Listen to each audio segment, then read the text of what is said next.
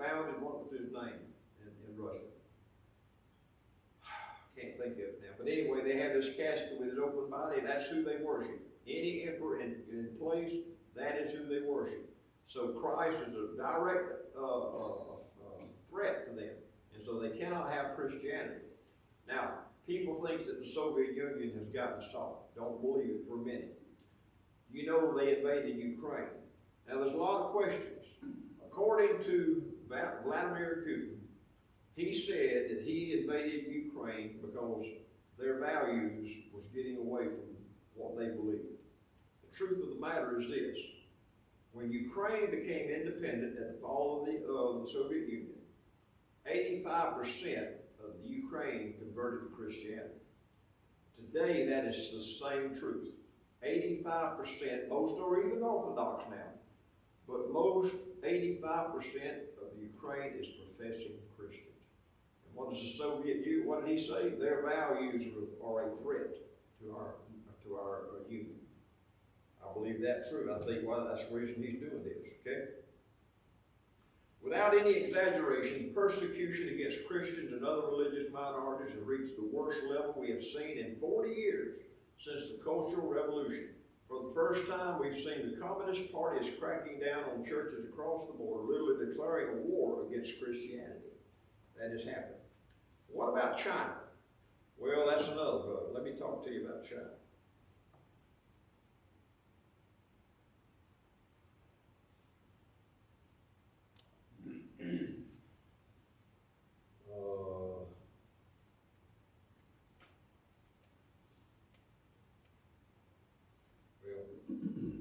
Let me just say this. I can't find what I wrote about China.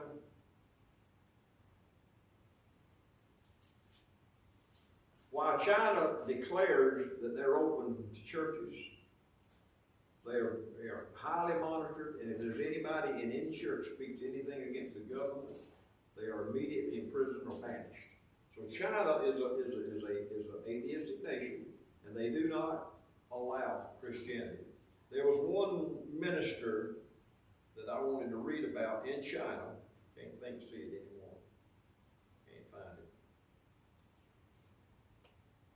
Maybe I'll come across it again. I'm a little confused about the Russian part. I was just looking myself at some things, and it says that like 41% are Christian Orthodox, Russian Orthodox, yeah, which believes God sent Jesus Christ, His Son. Yeah, right, okay. I said there are churches in Russia. Crucified and resurrected. Then there were 6% other Christian religions. So I'm a little confused about what you're saying and what I'm seeing. All right, that these churches are government monitored. Right. And anything, and it is a documented case that there are a lot of Christians that are in the Russian prisons because they have officers sit out there, and at the pulpit or anybody says anything against the government, they are put in jail. But yes, they have churches everywhere. So I didn't know the percentage, but they have churches everywhere. So basically their persecution is that the government has such a, watches them so, and that they're not allowed, like we can sit here and go say whatever we want to say right now about the government. Right. That's how they're being persecuted. In the Voice of the Martyrs magazine, it talks about ministers all of a sudden just disappearing. They're in the pulpit one week, and the next week you can't find them. Right. And this happens all the time in Russia. So they make sure that the churches do not say anything against Russia. Okay? I just wanted to understand. We don't have the freedom of speech. They don't have the freedom of speech that we have here in America. Okay.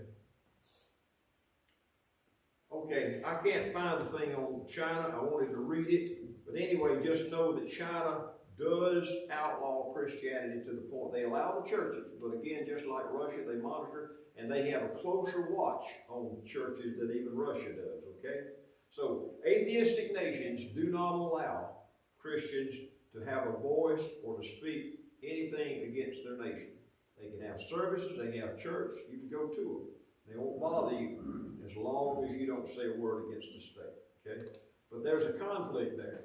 Because if you're an atheist, you can't be a Christian, right? Because atheists basically don't believe in God.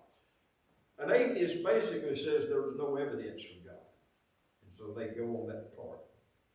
And they think religion is a threat. The founder, Karl Marx, said religion is the opiate of the people. That is, it's the drug of the people. We have no place for it in our world. And if they could, they would eradicate all the Christians out of their territory. But there's so many of them.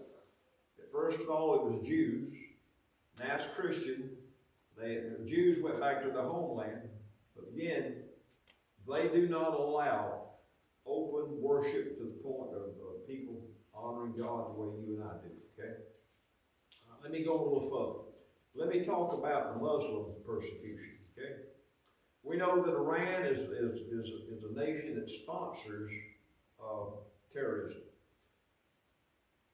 Imprisonment of Christians in Iran. Now there are churches, just like there are in Russia and China. There are churches.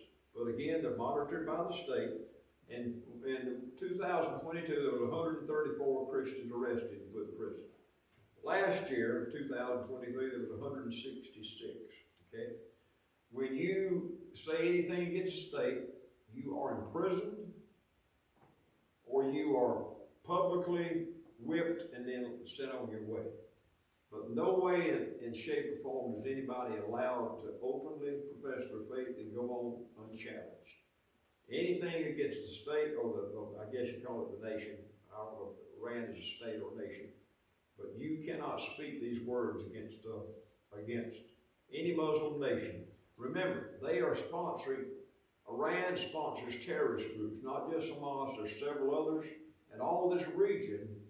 Most of these Muslim nations sponsor terrorists. Even Egypt sponsors terrorist groups. And as I just read you a moment ago, all of them are Muslim-oriented. All of these Muslims' desire is to kill every Jew and every Christian that they can find. Okay? Any questions? Do they have Bibles in their homes in China and Russia? No. You're not allowed to have a Bible in your home. You can have one in the church, but now, I don't know about Russia, but I know it's outlawed in China. Okay? You're not allowed to have a Bible in your home. Do we have international missionaries in these places? Yes, we do. But they go there disguised as teachers, like an English teacher. People from Columbia Bible College, they go in as English teachers. They're Christians and they're supported with money from mission groups, but you can't go over there and be a missionary preacher. You can go in and teach in their school and take your Christian witness and be careful about talking to people. That's the only way that you can get in. They don't allow missionaries to go in per se. How about the Gideons? Do they have any influence with? I don't know. I don't know if the Gideons are allowed to go in those nations. I know, listen, even in America today, they have stopped being allowed to be put Bibles in a lot of these places that are owned by these foreign nations, especially Muslims. They won't allow the Bibles to be put in the motels anymore. So, but I can't answer specifically about China. That'd be something you could Google and find out. Now, that's not the point tonight, okay? I want to talk about the persecution here in America, okay? And I'm running out of time. I said there's three basic points of persecution.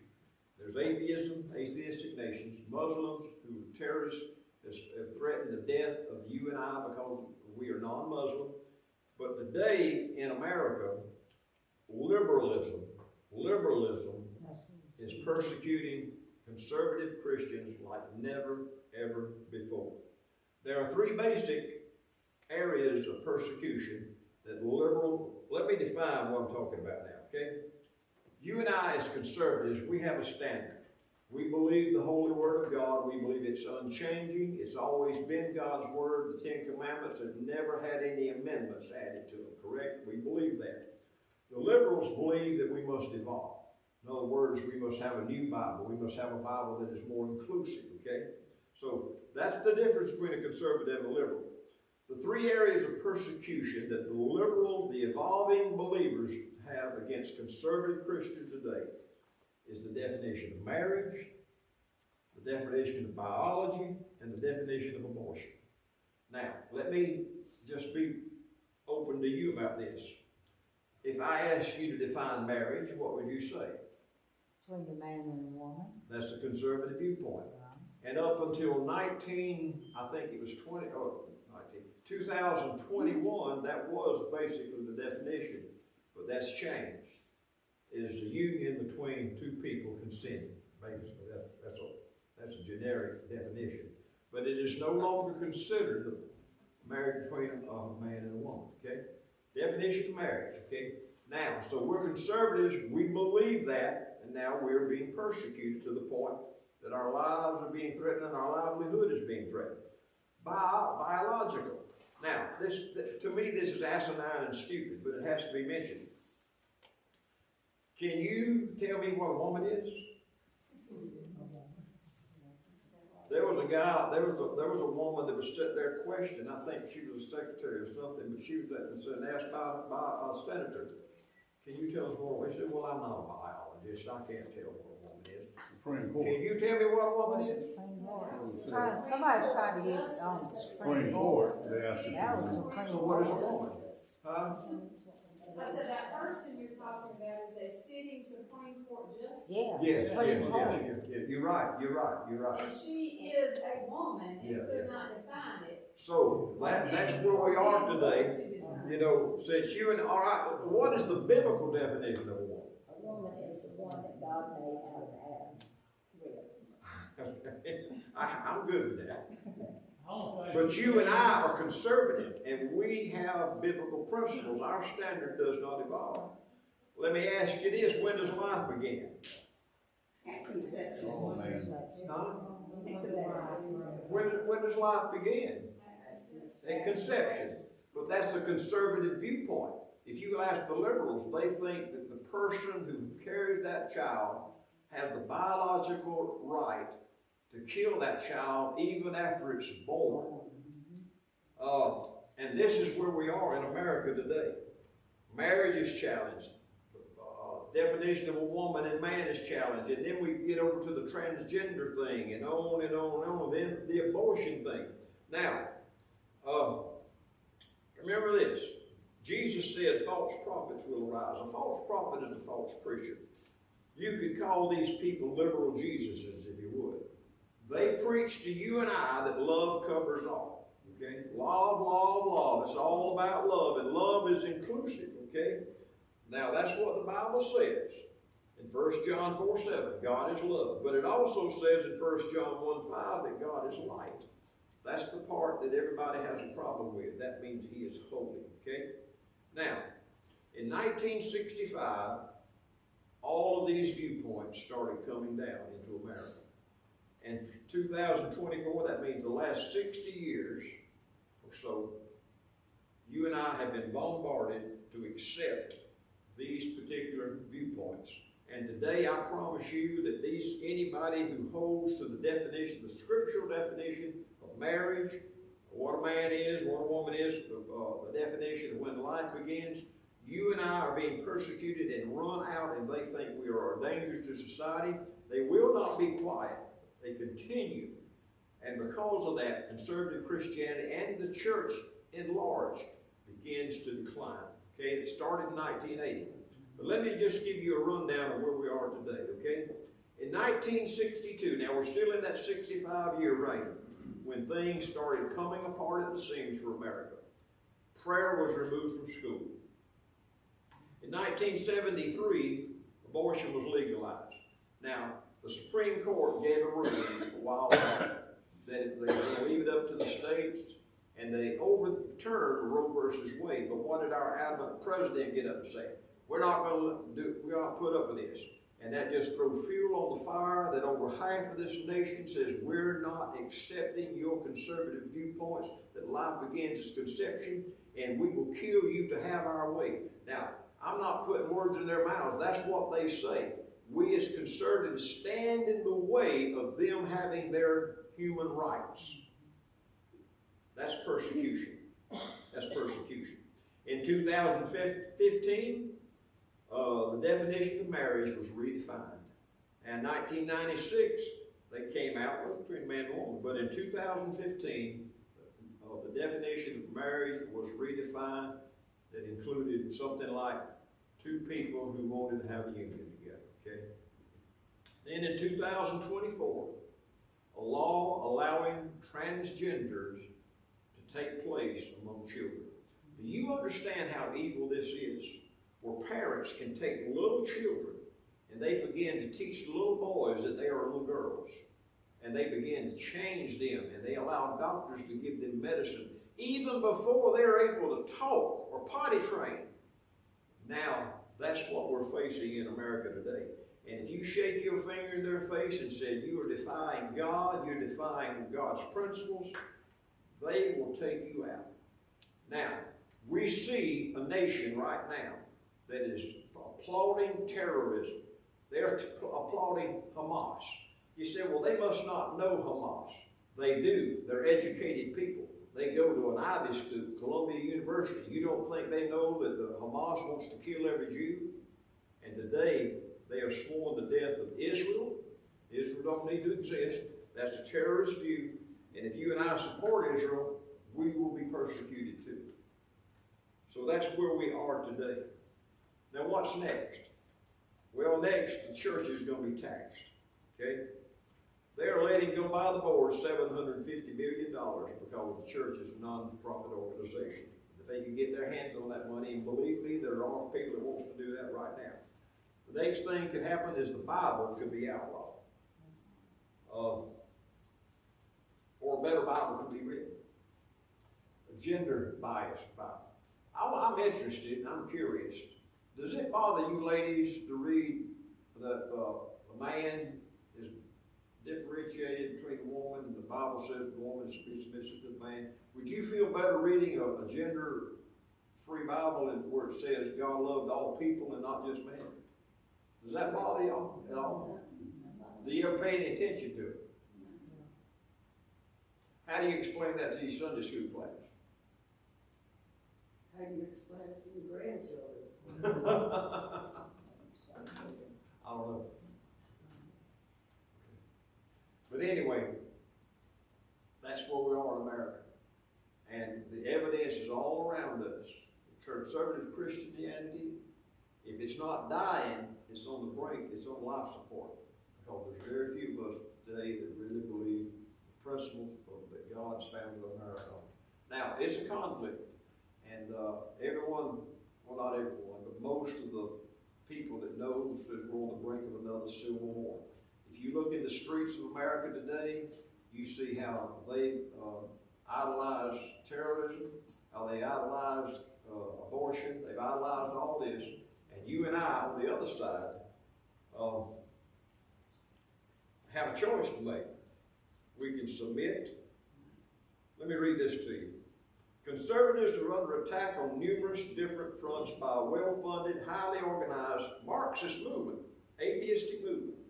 The war is being waged in public schools, universities, corporate America, media, and the streets. American symbols and holidays, Christianity and churches. Y'all remember Merry Christmas, don't you? And even the nuclear family, that is children, father, and mother. And itself is under siege. The LGBTQ extremists are preying on children, while white people are being systematically demonized by what is known as critical race theory. You know, that our society promotes whites rather than the other way around. Okay, basic. If you give me a better definition of critical race theory, please do so. Millions of illegal aliens have been allowed to invade our country. And they haven't all come here with good intent.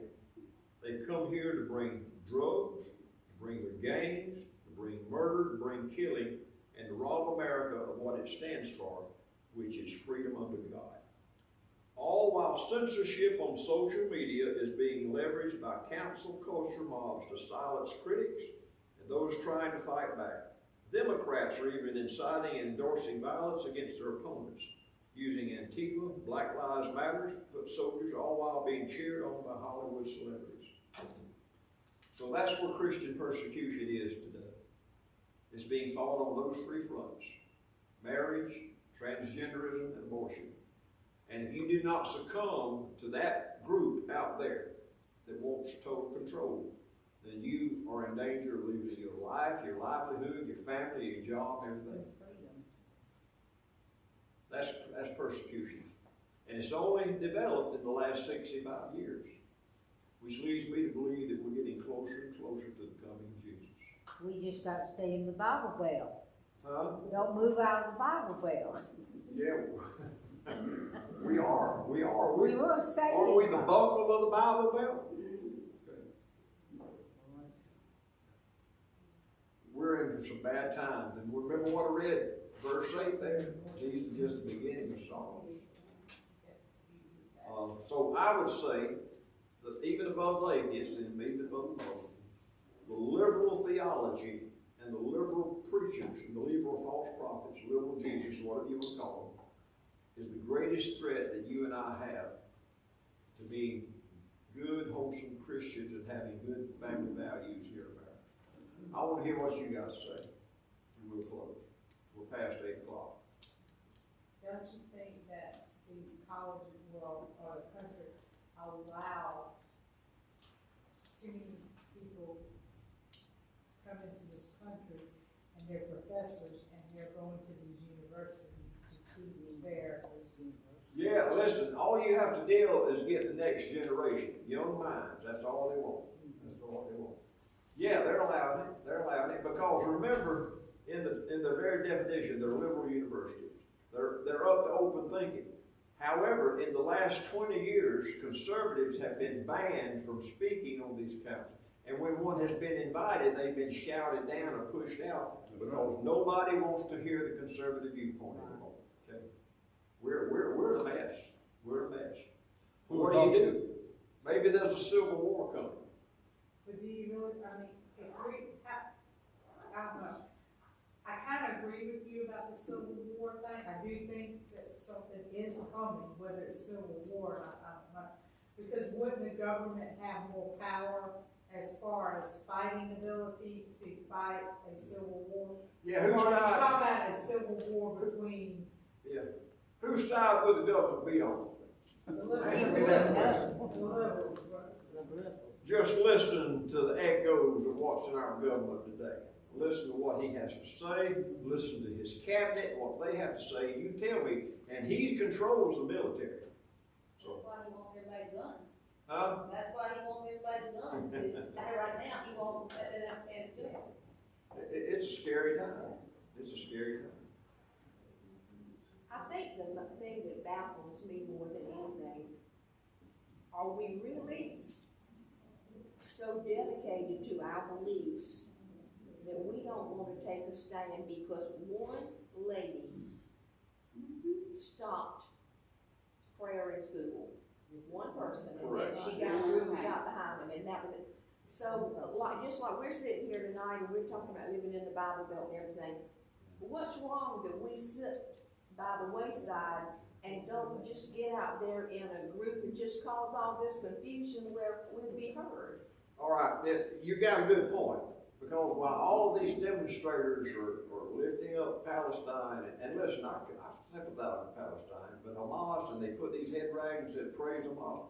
While they're doing that, what are we doing? Nothing. And they're twiddling our thumbs, and well, that's kind of the thing, Neo fiddle by Orangeburg. Neo fiddle by Orangeburg. But they stand up for what they believe, and they're very adamant, even though they're so wrong in their ideologies. But I don't see conservatives taking to the streets. What's it gonna take for the conservatives to take to the streets? A war. A war? I know, that's scary stuff, isn't it? I really Because don't we know. should already be doing that. Huh? We should already be doing, although there are some people doing that, but you don't see that a lot. But yeah, we should be doing that a lot more. We should be standing up and saying, I agree. because I agree. I mean, they are the ones that are doing all this about Palestine and stuff. They are being, what's it called, anti-Semitic, is that right? Anti-Semitic. Yeah. I do see Jews standing up for themselves. Right, but I think they don't have a Christians- voice. They have their flag and they have their platform. Maybe that's what Christians need to do. Yeah, because I think Christians need to stand up and say, no, we're not going to allow you to be anti-Semitic to the Jewish people. you know, because that is God's chosen people. I don't think you should be messing with them. They certainly shouldn't be allowed on all this So stuff. I think God should turn around and slap them, but, you know, that's my opinion. They, you know, it's Well, scary. there's not but about 2 stations or whatever you can watch on television. I'm sorry, I didn't hear you, Harry. I said there's not but 2 conservative stations that you can watch on television. Correct, you're right. And you You're can right. just push those aside. Right, yeah, right. Even they go off the deep end, you know. The ones you're talking about. So, anyway, that is a sign of the end times, and that has developed in the last 65 years. So it's time to develop. I think the next time we get together, which will be after the 2 weeks of the revival, we'll talk about what's going on in our atmosphere and how we should be scared. Because things that never happened before happened in the atmosphere. Well, maybe we should get a group and go to New York.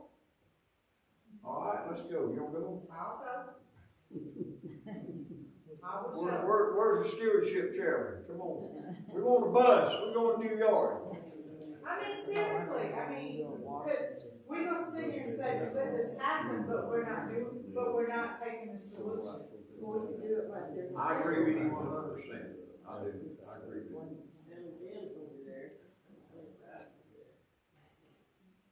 We're just too afraid to, move out of our comfort zone. Correct, yeah. We don't want to be, even threatened in any kind of way, let alone put ourselves out there where you could. Absolutely. Confrontation, you know, is the thing. We just ain't don't gonna- want that. That's the reason we don't witness. We don't want our faith confronted. You know, we don't want. All right, I'm taking up Judy's time, so we're going to have to dismiss. Thank you for the discussion. Good looking crowd. Revival this coming week. Monday we leave to go to the thing, and then Wednesday, anybody wants to come here, I'll be here.